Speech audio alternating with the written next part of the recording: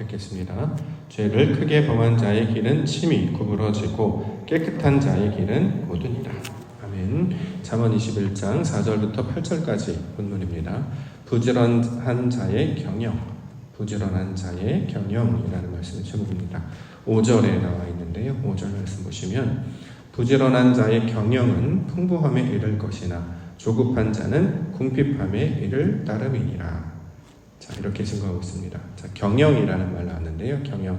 어떤 일을 계획하고 실행하여서 어떤 결과를 얻고자 하는 모든 수고나 노력 등을 가리키는 말이 되겠죠.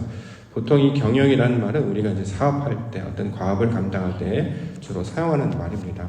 그런데 이 성경에서 말하는 경영은 사람이 하는 일을 가리키는 말이 아니고 하나님이 하시는 일을 나타내는 말로 사용하고 있습니다. 하나님은 우리를, 사람을 구원하시기를 원하시잖아요. 그래서 사람들을 구원하시기 위하여 감당하는 하나님의 모든 일, 자, 이것을 경영이라는 말로 설명하고 있는 것이죠. 하나님께서는 우리를 어떻게 구원하시느냐? 때로는 사람을 보내실 때도 있고, 때로는 비를 내리실 때도 있고, 때로는 이러할 때가 있고, 저러할 때가 있고, 다양한 모습으로 우리를 가르치시며 인도하십니다. 자, 그때마다 우리가 그 하나님의 그 일하심, 역사하심, 우리를 구원하고자 하는 하나님의 모든 일이구나 라는 것을 생각하며 반응하며 나아갈 때 우리의 길이 흔들리지 아니하고 하나님께서 원하시는 그 뜻을, 그 땅으로 나아가게 될 것입니다. 시편 23편에 목자가 등장합니다. 그가 인도해 내세요. 때로는 사막의 음침한 골짜기로 갈 때도 있단 말이죠. 그런데 궁극적으로 그곳을 지나가게 되면 푸른 초장이 나타날 것이고 쉴만한 물가가 등장할 것입니다. 이스라엘 백성들을 인도에 나아갈 때 10가지 재앙들이 나타났습니다. 모세를 보내셔서 그들을 인도해 내셨는데 눈앞에 홍해라고 하는 엄청난 바다를 만나게 되는 거죠. 이것을 어떻게 해결해야 되는가? 근데 놀랍게도 하나님께서 그때마다 아버지의 은혜와 역사를 보여주시고 그 길을 건너가게 하시고 더 나아가 광야, 메마른 땅 광야를 지나 마침내 그 가나안 땅에 이르게 하시는 모든 과정, 모든 하나님의 일을 나타낼 때 이것을 경영이라는 말로 우리가 이해할 수 있을 것입니다. 자, 그런데 이제 부지런한 자의 경영이라는 거잖아요. 하나님은 쉬지도 졸지도 주무시지도 아니하고 우리를 풍요함에 이르게 하도록. 그래서 이제 풍부함에 이른다라고 하는 것은 하나님을 아는 지식으로 풍성해지는 것을 말하는 거죠. 그게 우리가 부유하다라는 거예요. 우리가 보통 가난한 자, 부자 이렇게 비유할 때 가난한 자라고 하는 것은 하나님의 말씀이 없고 하나님의 은혜를 알지 못하여서 자, 말씀 가운데 그 은혜와 긍휼을 바라는 자였단 말이죠. 그런데 복이 있는 자는 그에게 하나님께서 말씀을 허락하여 주셔서 마침내 천국을 얻게 하시는 것처럼 이 가난한 자를 부유하게 만드시고 그 부유함에 따라 천국 백성으로 만드시는 모든 과정, 이것을 성경에서는 오직 하나님만이 하신다 이렇게 증거하고 있지 않습니까? 자, 이 증거는 모든 하나님이 하시는 일을 우리가 경영의 말로 이해할 수 있을 것입니다.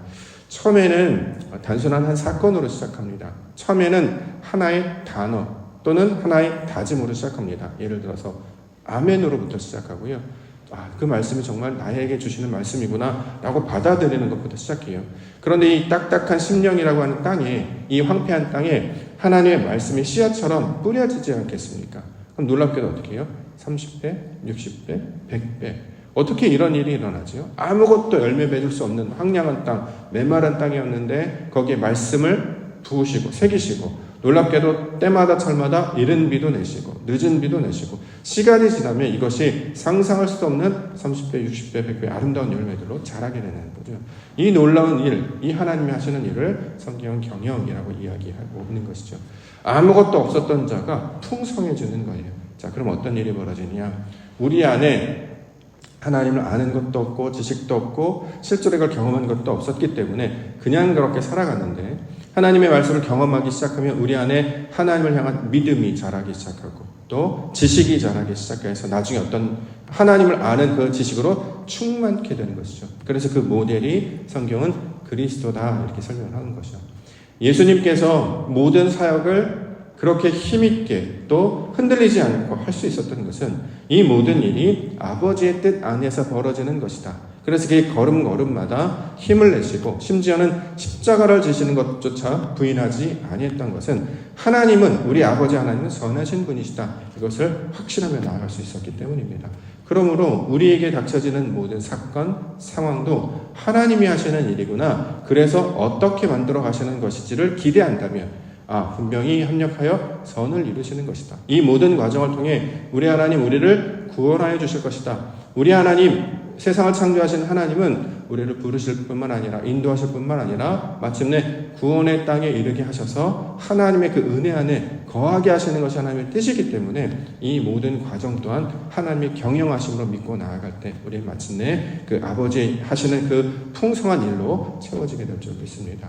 그래서 우리 찬양 중에 그거 있잖아요. 예수 믿는 것은 받은 증거가 많기 때문에, 그렇죠? 계속 많아지게 하신단 말이에요. 그렇지. 우리가 한 번 사랑을 경험하고 한 번 은혜를 경험하면 안타깝게도 잘 까먹어요. 금방 감동이 잊혀진단 말이죠. 근데 삶을 통해서 계속 경험하게 돼요.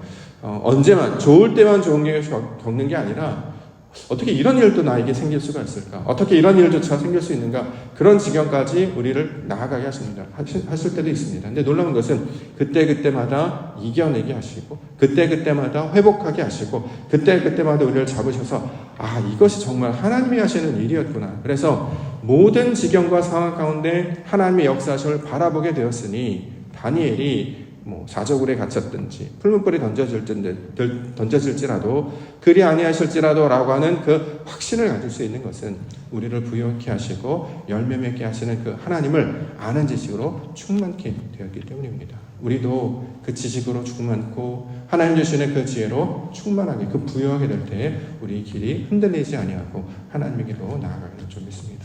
바로 위에 보면 마지막에 먼저 얘기를 보면 길을 곧게 한다 이런 표현이 나오는데요. 8절을 먼저 보겠습니다.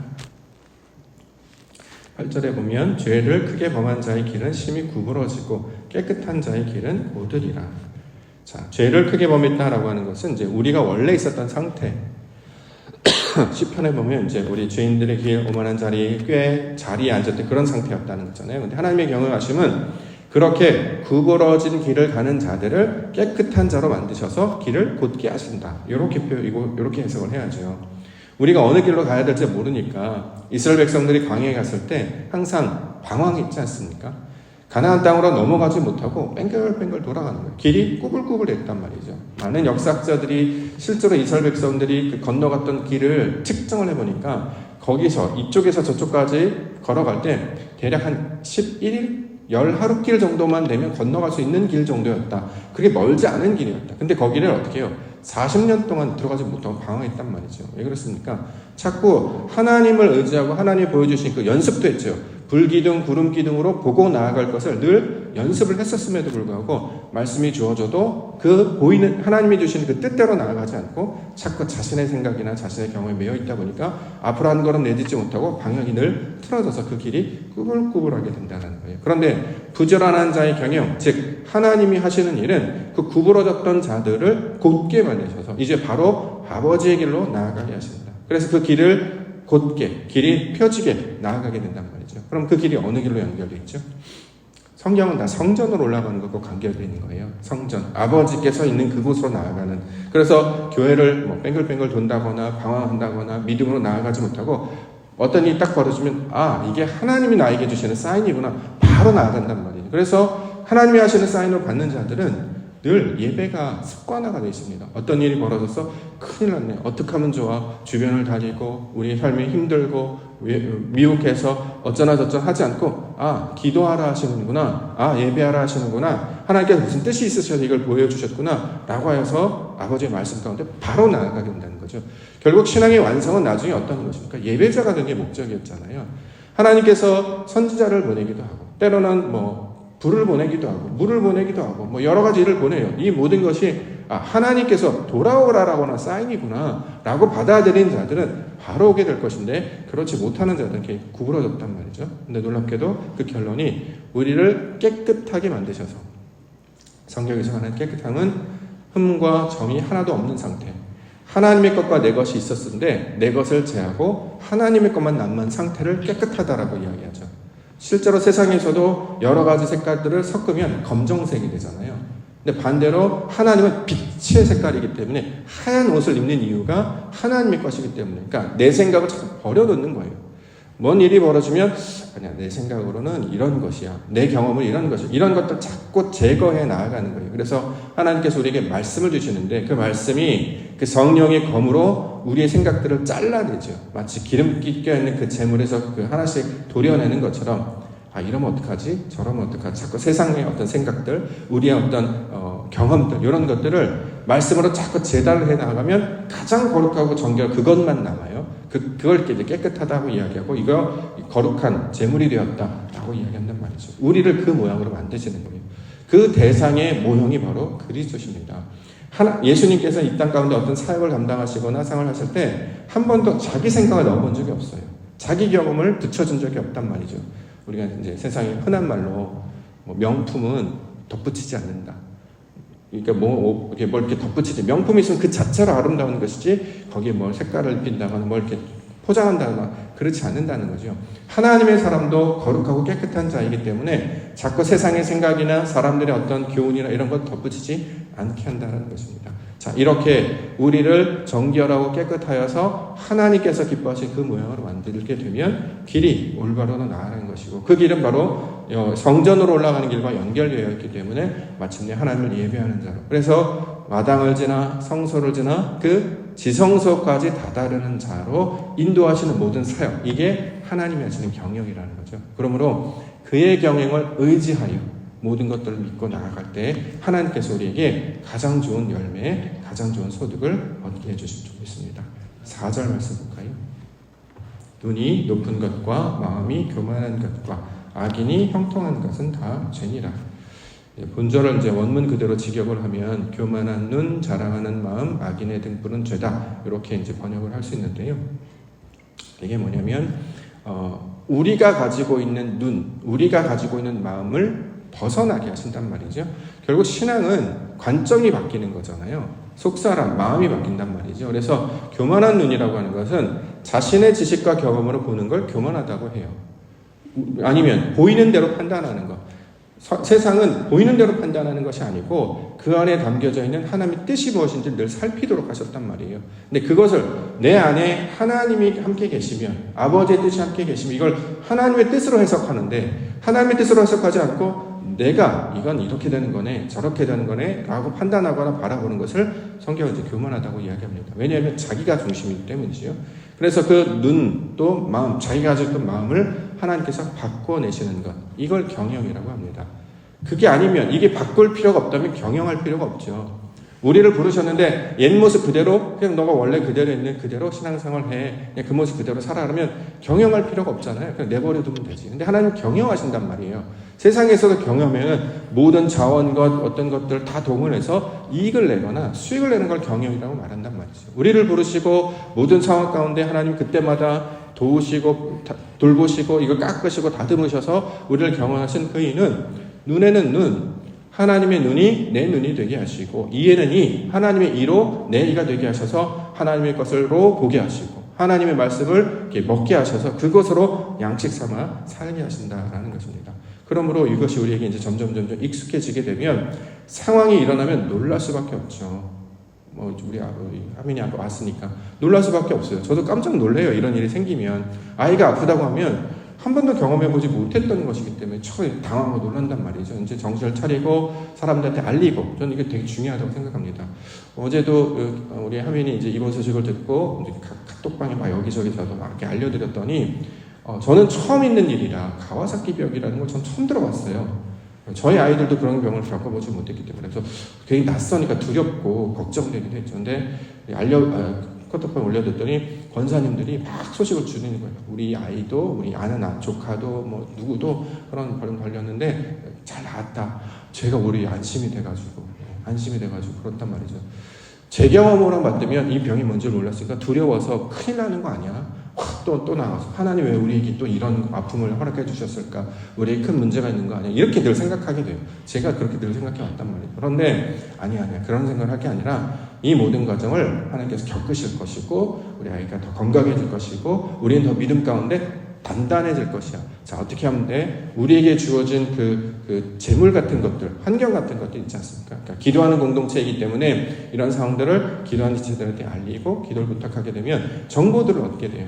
실제로 요즘 아이들이 그런 일들이 있다고 합니다. 그러니까 많이 안심이 되기도 하고, 그래서 전달도 해드리고 서로 격려하고, 그것뿐만 아니라 또 나와서 기도하고, 마음을 모으고 우리가 지식을 모으고 이 모든 걸 다 동원하는 거잖아요. 그렇죠? 세상의 지식도 경험도 어디에 있는 것도 이렇게 동원하고, 중요한 것은 그 가운데 역사하시는 아버지의 뜻이 무엇일까, 이것을 바라보며 나아갈 때 우리의 걸음들이 위태하지 않게 된다는 것이죠. 6절과 7절 보면 속이는 말로 재물을 모으는 것은 죽음을 구하는 것이다. 곧 불려다니는 안개니라. 악인의 강포는 자기를 소멸하나니 이는 정의를 행하기 싫어함이니라. 자, 재물이라는 말을 하는데 성경에서 말하는 재물은 성전에 들어가는 기구들을 가리킬 때 재물이라고 합니다. 그래서 이것을 또는 이제 재료라고 표현하기도 하죠. 자, 성경에서 재료나 재물을 구하는 이유는 성전을 짓기 위한 하나의 재료잖아요. 그러려면 그래서 이제 노아가 방주를 쌓는 모양을 우리에게 설명하기도 하고, 또 구약에서는 성전 쌓는 걸 이제 우리에게 예로 보여주고 있습니다. 우리도 그럼 성전을 쌓아야 되는데 그럼 재료가 필요하죠. 재물이 필요해요. 여기서 말하는 재물은 우리가 돈이나 금이나 이런 물질 그 자체를 가리키는 말이 아니라, 성경에서 하나님의 성전을 이루는 재료가 되려면 말씀에 반응해야 된다라고 말씀드렸잖아요. 하나님께서 우리에게 어떤 말씀을 주세요? 그럼 우리가 그걸 아멘으로 받습니다. 이런 재료가 되는 거예요. 그래서 그 재료가 됐던 그 신앙의 경험, 우리에게 어떤 다짐, 우리의 기도 제목들이 성전을 구성하는 레바논의 백향목이나 이 좋은 도구들처럼 재료가 되어서 그것들이 하나씩 쌓여지게 된다는 거죠.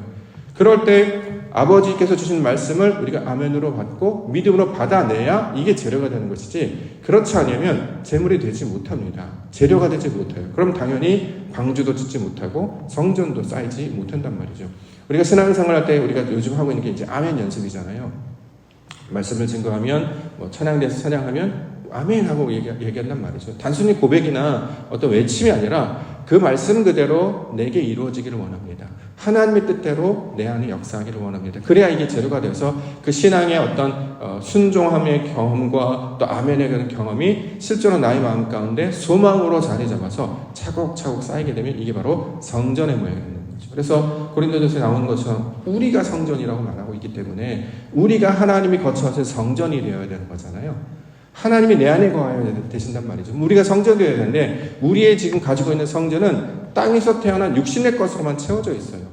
욕망, 어떤 자랑, 교만, 이런 모든 것들로. 근데 이것들이 다 제거되고 하나님이 주시는 그 기쁨, 감사, 평강, 은혜, 사랑으로 채워졌으니 그 안에 하나님이 함께 계시고, 그럴 때 그 어디나 하나님의 나라가 된다라는 것입니다. 그래서 눈에 보이는 대로 불안해하지 않아요. 그래서 성경에서 가장 많이 나오는 단어 중에 하나가 불안해하지 말라, 두려워하지 말라, 네가 왜 염려하는고, 이런 말이 반복적으로 나온단 말이죠. 왜냐하면 사람이 염려한다고 해서 뭘 하나도 풀어줄 수가 없어요. 저도 이제 어렸을 때, 우리 아이들 어렸을 때 아빠로서 겪는 그 어려움이 뭐냐면 할 게 없어요. 아이가 아프다는데 그냥 계속 주물러주고 이렇게 이마 짚고 물수건 정도 해주는 것이지 근본이 바뀌지 않는단 말이죠. 그래서 더 그때마다 하나님께 구하고 그 믿음에 기도했던 그 현장만 늘 기억이 됩니다. 근데 놀랍게도 그렇게 우리를 더 단단하게 만드시는 거예요. 하나님의 경영함이 우리 안에 풍성이 일어나면 우리가 더 풍부하게 된다는 거죠. 하나님을 아는 지식으로 채워진다, 이런 말입니다. 이건 다른 말로 하면 하나님께서 우리 가운데 역사하신 그 재료들로 말미암아 성전을 이루게 하시는, 그러면 바람이 불고 비가 나도 창수가 나도 무너지지 않게 될 것이다, 이렇게 예수 그리스도께서는 우리 가운데 가르쳐주고 있습니다. 하나님의 역사하심이 우리를 더 견고하고 단단하게 만들어갈 줄 믿습니다. 이때 우리는 어떻게 반응해야 되느냐? 아멘으로 반응해야 됩니다.